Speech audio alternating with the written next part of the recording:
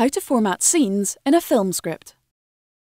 Hello, and welcome to Videojug. With any luck, you've watched how to format a film script, and you've set up your page ready to go. Now it's time to learn how to set down the scenes of your script. Amateur scripts won't make it past the front desk, so do yourself a favour and stick to the rules. The following film has been prepared with advice from Teach Yourself Screenwriting, part of the Hodder Teach Yourself series. Step 1. You will need a sample of a professional script. We'll cover the basics, but have a copy of a professional script on hand for reference before you start. Step 2. Scene headings.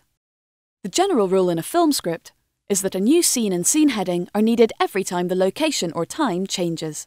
The purpose of a scene heading, also known as a slug line, is to let the reader know the time and place of each new scene, and they follow a strict format. Slug lines should always be written in capital letters, and the information should always be presented in the following order. Where?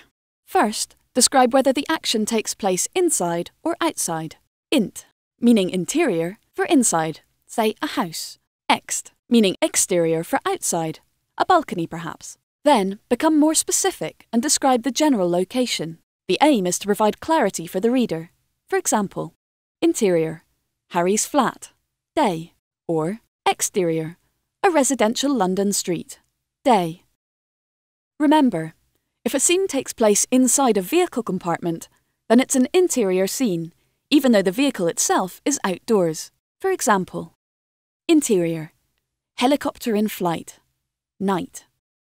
Sometimes you may want to describe action from the camera's point of view within a scene, either indoors looking out or outdoors looking in.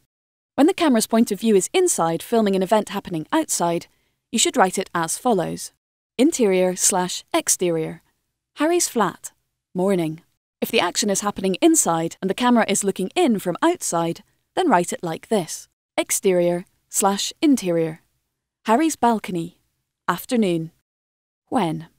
The most commonly used terms are day or night, and are always positioned at the end of the slug line. You can use dawn, morning, afternoon, later, a few moments later, evening, and so on if you feel you need to. If in doubt, it's easier to stick to day or night.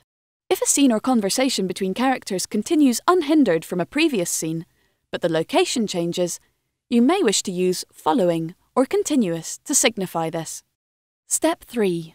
Format points to remember. It's not common practice to underline scene headings. Make sure you leave a space between the heading and the text. Also, double space between scenes.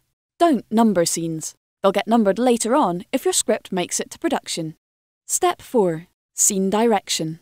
The scene direction is the text containing all the narrative, non-dialogue descriptions of events and characters' actions that drive the story. It's also known as business or the black stuff. It should be positioned 1.5 inches from the left-hand edge of the page, and each line should be 6 inches wide on the page. Narrative text should be single-spaced, written in the present tense and in lower case, and should be as clear and concise as possible. Avoid long paragraphs, and try to break them down into smaller actions or ideas. Your job as the writer is to focus on characters and storyline, not the nuts and bolts of production.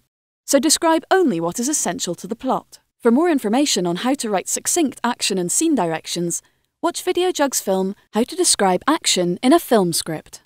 Step 5. Entrances and exits. Traditionally, cut to was used to signify a change of scene, but many writers now don't bother, assuming that a new scene heading makes the scene change clear enough.